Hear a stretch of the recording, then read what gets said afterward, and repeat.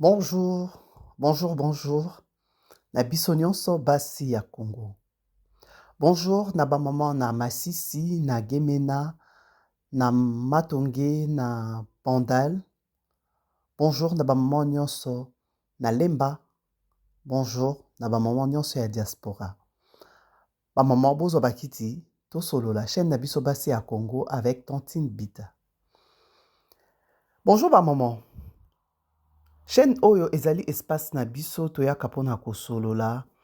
Pona développer ba connaissance oyo toza nango, améliorer ba connaissance oyo ezali faible, pe kolongola ba anti-valeur, ba makambo nyonso oyo ezanga ntina, ba makambo nyonso ya buzoba, ba makambo nyonso ya salite, ba makambo nyonso oyo ebimisaka biso ba mama oyo baza na valeur ya se.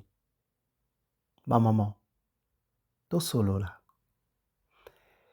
Lelo nalingi tolobela eloko moko oyo nga na yo toyebi. Nalobaka toujours na chaîne oyo toyaka kobandela mokili te, tolobelaka kaka makambo oyo eza na kati ya ba société na biso, makambo oyo tovivaka pe ba oyo bakoya nsima na biso bakovivre. Yango wana toyaka kosolola po tomeka koaméliorer, koapporter une petite amélioration na oyo tosalaka mabe pour devenir de femmes de qualité supérieure. Lelo tokolobela eloko oyo babengi journée. Bonheur. Oui. Ba maman. Tango tovandaka, tomonaka neti pona koma na esengo, il faut tango na kozala na mbongo. Pona sepela, il faut tango na kokoma, tango na kozwa diplôme. Pona sepela, il faut tango na kobala. Pona sepela, il faut ezala tango na kobota. Pona sepela, il faut ezala tango na kosombela mbasika. Ba maman, chaque jour compte. Chaque jour compte. Bonheur ozo zelela lobi. Tango mosusu kokomela yo te. Mais quotidien na yo, mukolo na yo, il faut osala kango po ezala kitoko. Eh ba maman, profitez de la vie. Biso, ce tozolobela profiter de la vie, ezaka très souvent na sens moko péjoratif, na sens moko négatif, oyo ezaki ko profiter na vie, ezako mela, kosala buzoba, tout et tout. Non, pas moment. Ko profiter na vie, ezape na sens nango oyo ezali sain, oyo ezali propre. Nini to remarkaka na bandako na biso? Soki ovandi, olobi basani oyo ya bapaya. Oyo eza chaîne na ba maman. Donc on va parler de la vaisselle, de choses oyo esalaka très souvent quotidien à mwasi. Oza ya basani, olobi basani oyo ezali ya bapaya. Yo moko au quotidien, chaque jour, olielaka basani moko etetuka, basani moko epasuka, basani ya plastique, basani moko oyo okoki kopresente yango mutu mosusu te. Mais maman, ta vie compte. Moi, c'est à Congo. Ta vie compte. Ta vie est la chose la plus importante oyo okoki kozala nango na mokili. Pona nini okomitia en première position te, omonaki yo oza etina te, opesa priorité na bato mosusu. Pona nini bosalaka bongo? Awa na kose posaka souvent ba question parce que na comprena te ba logique mosusu. Na lobi te que tozala na basani moko te oyo soki bapaya baye, tokoki ko présenter bango ango, mais toi-même au quotidien, ta vie est médiocre, ozolia na basani moko ya mabe, ozolia na balutu ya mabe to na maboko. Donc yo moko omipesi valeur te. Siko yo ndenge omipesi valeur te maman. Olingi nani apesa yo valeur? Oza bilamba ya kitoko ebele. Obombango na ndaku. Soki na bimi dimanche, soki ba invité nga na fête, soki na ke esika boy, nde na kobimisa bilamba wana. Mais au quotidien, tu traînes comme une misérable, comme une femme de qualité inférieure. Pona nini bosala kabongo ba maman? Vie na yo ekozala kitoko te parce que bato mosusu bazomona ngo. Mais vie na yo eza kitoko pona oyo yo moko ozali ko apporter comme amélioration, comme joie, comme esengo. Ba maman, toyebi formule wana biso nyonso. Ebosimba basani oyo te. basani ya bapaya. Bino bana bosimba basani ote, basani ya bapaya. Mais bino moko au quotidien, vous utilisez des choses de mauvaise qualité. Pour nanini. Donc, tu veux me dire que bapaya non baza plus important que bino moko bato yandako? Non, maman.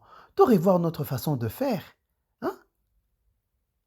Bozana ba vert, bana basimba ba verte. Mwana na yo moko na kati ya ndako. Aza droit ya kosimba verte. Yo moko maman na kati ya ndako. Oza droit ya kosimba verte. Obombi yango pona bapaya. Donc ta vie ne compte pas. Ta vie n'est pas utile. Donc yo, médiocrité des anakan na yo et bonheur, joie, appréciation, admiration, ils apprennent à battre moussus. Pourquoi est-ce que vous faites ça? Non, maman. Hein? Boko somba pona ba oyo ba utilisaka vraiment ba drap. Okozana ba drap ya kitoko pona ba paya. Po opesa bango une impression ya kitoko. Ozu ba drap ya kitoko, obombi pona ba paya. Mais bana na yo au quotidien. Bazosala ba drap nzuluka, bazosala ba drap epasuka, ba misusu ba finikaka maputa, batandaka ba bulangeti na se. Mais ba maman. Pona nini to sala kabungo? On est en 2025. On est en 2025. Maman, to lobite oza na biloko ebele. Na lobite que autant de sandaku na ba biloko ezanga tina to oko s'encombrer. Mais ba maman, qualité de vie na yo, il faut quand même osala que ezala bien. Yo moko oliaka na ba fourchette te, oliaka na ba lutu te, mais soki batung ba paya baye. Ok, au fongoli tiroir moko boy, to mwa boîte moko boy, obimisi biloko ya kitoko po bopesa bapaya. Donc bapaya bazé a plus de valeur que toi. Eh ba maman congolaise. Toza musika? Ah oui. Toza musika. Donc yo moko okoki kovanda te epa na yo obimisi tasse ya kitoko, omeleli yango. Yo moko okoki kovanda te omeli oza ya posa mai obimisi verre ya kitoko osaleli. Non. Verre wana ekopasuka. Biso kaka bakopo ya plastique, biso kaka bakopo moko à une période je ne sais pas si c'est encore d'actualité. Bakopo ya 555 bazeko bengango. Bakopo moko ya aluminium. Ezeki na likolo nango c'était quand même coupon. Mais bato yango nde bazali kosalela. Mais boza na ba verre, boza na ba tasse, bobomba na bandaku, botika na ba mal, soki bapaya baye bofongoli ba mal boke ko bimisa basani, soki bapaya baye boke ko bimisa ba verre na ba mal, mais bino moko bana mususu na bandaku ba melana no mai na verre ti. Mais ba verre eza ndaku. Ba maman congolaise. Vie oyo tozo vivre yango nde bonheur na biso. Tokoluka bonheur côté mususu te.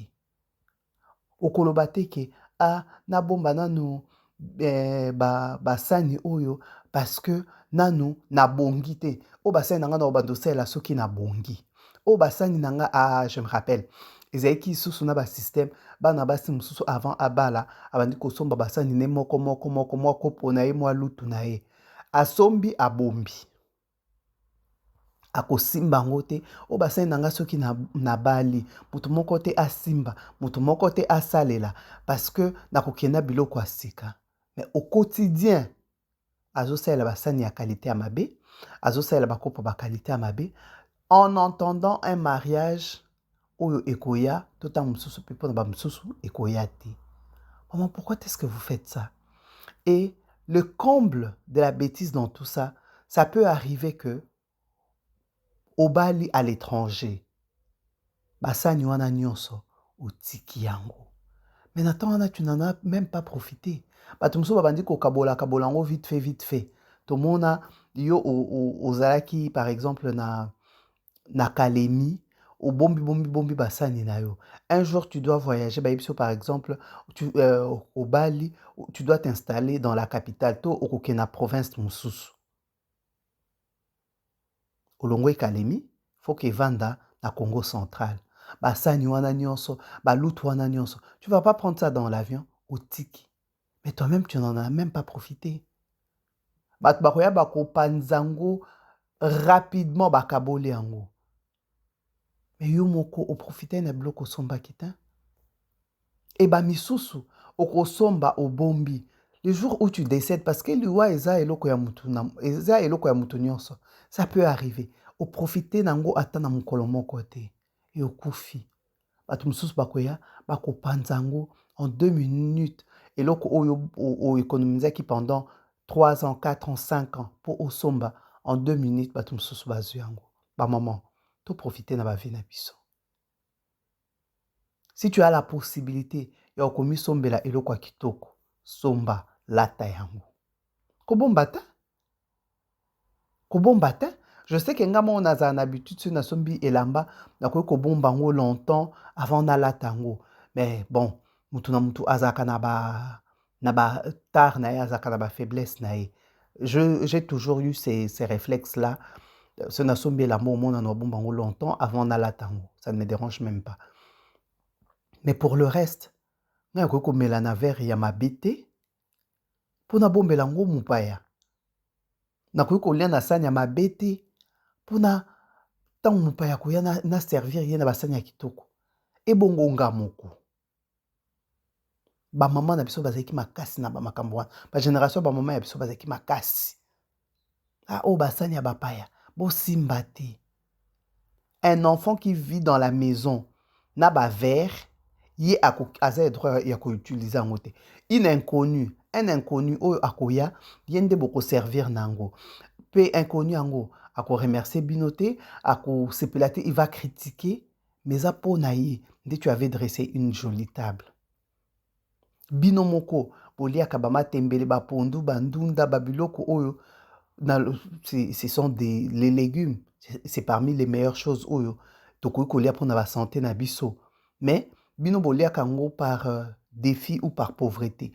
Mais ceux qui bozo zwa bapaya bokolamba banzungu na banzungu na banzungu na banzungu pour bapaya wana basepela. Mais pourquoi vous ne le faites pas pour vous-même? Bozo yamba bapaya bokolamba lokola fête. Mais bino moko na ndako biloko wana bolamba kango te. Pourquoi? Pourquoi vous ne faites pas des repas à l'occasion de rien? Ah maman, to profiter ya ba vie na biso soki olingaka mbisi ya mai. Okangisi mbongo no sombi mbisi ya mai olambi?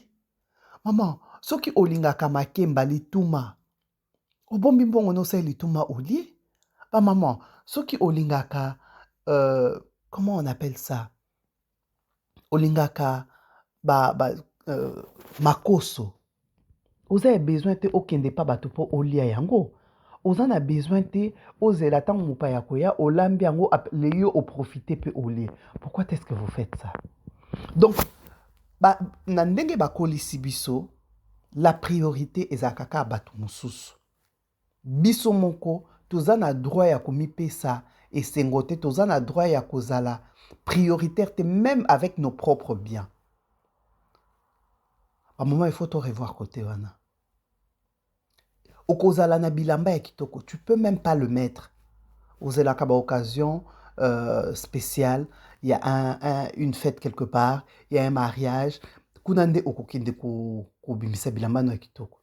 Mais au quotidien, olataka lokola mutu, auti ko bima na kati ya zamba. Pourquoi est-ce que vous faites ça? Je me rappelle, c'est encore d'actualité, bilamba ya dimanche. C'est-à-dire que dans la semaine, tu peux être sale n'importe comment. Mais dimanche, ndeka ko bimisa bilamba wana. Mais bah maman, vie kaka dimanche te. Et dimanche, c'est une journée na semaine. Une journée sur 7. Kaka wana, des jours oyo koza propre. Et le reste des temps, okobima lokola mutu. Auti kozwa sangwa matanga, mutu moko, auti kobima na guerre, mutu moko, auti kobima na espace moko. Il y a salité. Pourquoi est-ce que vous faites ça, ma maman? Pour bolia biloko bien, il faut une occasion spéciale. Oh, ma maman. Non, le maman, parce que bisonde batote na bandako. Et on doit revoir cette façon de faire. Osai sakaba anniversaire nandako na yote banano bakendaka ba anniversaire batu mususu. Et le comble dans ça, c'est que tant mususu moi nano tango azokenda anniversaire opesiye cadeau à memela moninga. Mais chez toi, tu n'organises pas des anniversaires pour tes enfants. Pourquoi ni bosala bongo? Pourquoi ni bosala kabongo? Pourquoi la priorité doit être toujours aux autres? Baninga nde, bango nde. Okovanda, yomoko okokangisa mbongo na yote po okende na restaurant.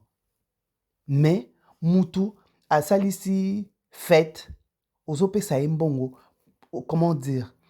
Ozobakisela ye mbongo, ozosala cotisation pour na mutu ozosalisa fête. Mais tu ne t'autorises même pas à aller dans un restaurant, de t'acheter une belle tenue pour toi-même. Maman congolaise.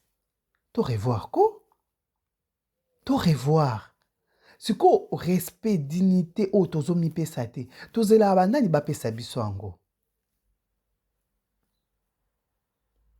Okoki kolata kitoko te. Mais, na ba cotisation à matanga, tu es toujours la première ya ko participer. Mais yomoko, tu vis dans des conditions médiocres. Toujours les autres. Non, bite que tout bossa na baninga, c'est pas ce que j'ai dit. Mais d'abord, yomoko il faut à la priorité. Avant okanisa batu mususu. Ma maman congolaise. Je sais que eza héritage autozui na ba parents na biso, cette façon de faire. O eza que tobombaka ba biloko po na ba occasion spéciale. Tobombaka toliaka malamu pour une occasion spéciale. Mais au quotidien, nous cultivons la médiocrité, nous cultivons comment vimoko o eza que ezo sepelisa biso te, mais c'est pas grave. Toko sepela kaka soki bapaya bae. Ba maman, vi na biso ya chaque jour, il faut tobongisa yango. Okoloba, nako sepela soki na comme na 50 ans, nako sepela soki na comme na 60 ans. Mais maman, pourquoi na 60 ans wana? Il faut pe oza na moral moko ya kitoko. Il faut pe oza na esengo oyo ekosala ke par la grâce de Dieu okomati na temps wana. Mais sur les parcours, il faut oza la peine esengo. Maman, même net ozalaka, ozui avion, ozokende quelque part. Ko sepela kaka na destination te. Mais sepela pe na tango oza ya kati avion. Sur les parcours, tu dois être heureuse avant d'arriver à la destination. Pas maman. Qui sait, au occupé qu'aux avions au comité. Pas forcément parce qu'il y a crash, mais parce que tu peux faire un malaise dedans ou rendre paix l'âme. Ça arrive. Donc, et c'est mon ayo nyonso, ilingaki ezala soki okomi. Ba maman to yekola, ko sepelaka chaque jour. Na makambo miki. Olingaka mfumbwa, obia atenala mfumbwa na ngana lia. Natia mama baku ndenge biso to mesana. Nalinga pondo mai, nalamba ngonde to mesana. Nalinga dongo, nalamba ngonde to mesana. Nalinga alituma, nalamba ngonde to mesana. Nalinga amade subakalinga, nalamba ngonde to mesana. Ça nourrit ta joie. Nalinga akotanga, nakena somba livre natanga. Nalinga akosa sport, naolinga nakonda, nakende kokima. Ezo nourrir kati na yo, ezo pesa yo esengo. Ba maman to tika ko reporter toujours esengo na biso à des dates qui n'arriveront peut-être pas. Ngana kozala heureuse kaka soki na bali. Ngana kozala heureuse kaka soki na boti. Ngana kozala heureuse kaka soki na kepoto. Et soki biloko wana yete na vie na yo.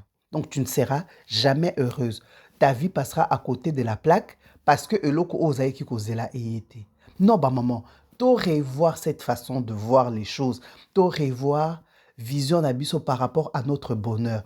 Notre bonheur doit être au quotidien. Cultive ta joie, cultive ton bonheur, cultive ta paix. Oh, ba maman congolaise, tout ça trop encombré. Naba makambo o zanga tina. Moi, non, pour amela boisson sucrée, il faut zela bapaya baya. Mais pourquoi est-ce que vous faites ça? Moi, nanayo pour amela miliki. Il faut bapaya baye, ne bosombi miliki, bosangisi, aleba nano ba profiter jour wana. Mais maman, pourquoi est-ce que au quotidien, nalobi, nalobi te ke soki oza na mbongo te okende kodefa po osala comment on appelle ça ba excès wana. Mais au quotidien toza ya mwa ba biloko mike mike oyo tokoki kosala po tosepelaka. Hein? Mama osombaka mabele ozolia. Okoki kobomba mbongo wana po osalela bana mikate basepela soki balingaka mikate. Okoki kobomba mbongo wana po osombela mwana no eloko oyo alingi po asepela. Okoki pe kobomba mbongo wana olobi namonaka bato bakenda na ba restaurant. Nabomba mbongo nga pe un jour nakenda na restaurant. Tu vas aussi au restaurant omoni pe ndenge ezalaka na kati ndenge pe bato baliaka na kati ya ba restaurant. C'est bien pour toi. Totika kozela ba date moko inconnu autant mosusu koyaka pété pona kolo to reportaka bisengo na biso en disant nazo bomba kaka mbongo jour na kosomba lupango kaka nde na osepela. Maman, soki comme na une somme là, tu peux te dire en entendant ya somba lupango na kenda ta restaurant na lia po ekosepelisanga anamilambela ta musuni o na lingaka. Cela ne t'empêche pas de réaliser un projet na yo. Sur les parcours. À un moment, il faut tous aller heureuse sur les parcours. En entendant tout comme na destination. To reporter nyon société à une date où yo tokoloba. À ce qui n'a pas li. Je rendais comme heureuse. Mais en entendant, sois heureuse. Donc, vie mobimba au sacrifiango, jeunesse mobimba au sacrifiango, pour un jour où okobala okoma heureuse, à partir du moment où obalindo okoma heureuse. Eh, ma maman, philosophie na biso ezandenge, hein? Ngana kosepela kaka, soki nazui musala. Mais maman, n'attends o na nozui musala te. Apprends et cultive cette façon ya kozala ne sengo, cette façon d'être heureuse toi-même. Bino bolobaka aboza ba chrétienne. Apôtre Paul Alobini, j'ai appris à être content dans l'état où je me trouve. Et là qui c'était que oluka bonheur te. Et là qui c'était que oluka mbongo te. Et là qui c'était que o améliorer te ba conditions aux anango. Mais na kati ya parcours zala ne sengo. Somba eloko mukie oyo ekosepelisa journée na yo soki olingaka esika na yo ezala propre makasi bongisi esika na yo ezala propre ata olalaka na mbetu matela ya musu mukie arrange pour que na temps oyo en entendant osomba mbetu ya kitoko en entendant osomba matelas en entendant ozalaka même ne sengo. Ma maman, revoyons cette façon de faire. On n'a pas grandi na ba code ou eza que to pasaka en priorité.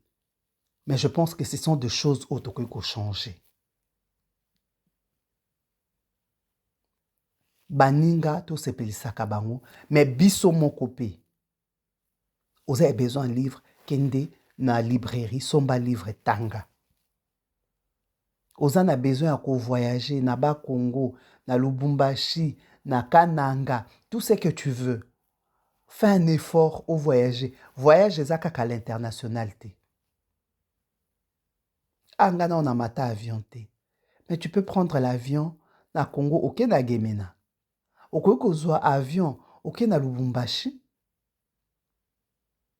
Ngai nanu na lia na restaurant te. Mais maman, quand il mbongo kende lia na restaurant, comme ça, on banalise étape, tu passes à autre chose. Passer à Congo. Ezaki qui interpellation pour na biso oyo balaki ça que priorité faut ezalaka bato mususu. Bimisa basani mbele bana baliela. Même ceux qui bako bandolie nango mikolo nyonso te, mais ba mesana nango ba mona que c'est banal. Sanyambele ezelo kwa spécialité. Okoki kobomba biloko na kati ya ndako no te kaka pona bapaya soki baye. Et toi-même, tes propres enfants n'en profitent pas. Pona nini? Pona nini? Philosophie wana. Pona nini? tolambaka musuni kaka soki bapaya baye. Mais bana balinga musuni. Pourquoi est-ce que osombela bango yango te? Priorité kaka na bato libanda oyo bakolobaka na wata mususu merci te. O peta mususu bakoya bako dénigrer lo kango olambi. Pas maman. En tout cas, to revoir cette façon de faire. To construire bonheur na biso au quotidien. To sepelaka. Tu vas dans un restaurant, tu manges. Tu vas quelque part, na kiosque moko, omeli jus, omeli sucré, o banaliser babiloko wana. Oke kotambola na ba site touristique. J'ai naebi mwana mwasi moko, soki alandi yango, elle va se reconnaître. Natuna kenga abi, est-ce que okendaka na bagombe tout et tout abi, musika kuna na okesani, na keka otambola pamba pamba. Naebisi yenga abi vazi. Mesana na babisika wana. Tu rentres dans un espace où ascenseur ezali. Ou matina ascenseur. Comme ça la vie na yo yebi ndenga ascenseur fonctionnaka. Oke na ba coin o eza kitoko wana otamboli oyokaka ntsele. Jo mususu oke po tamboli na ntsele yango otali kaka ndenge ezali. Esepelisi elongi na yo. Tu rentres. Tu n'as pas besoin batu mususu nde kaka baya ko sepelisaka yo. Tu peux aussi créer ton bonheur au quotidien. Ezalaki abino Tantine Bita. Boko s'abonner massivement, bo liker, bo partager. Ndeto kutani na mbala ya sima na chaîne na biso Basi ya Congo. À bientôt les mamans.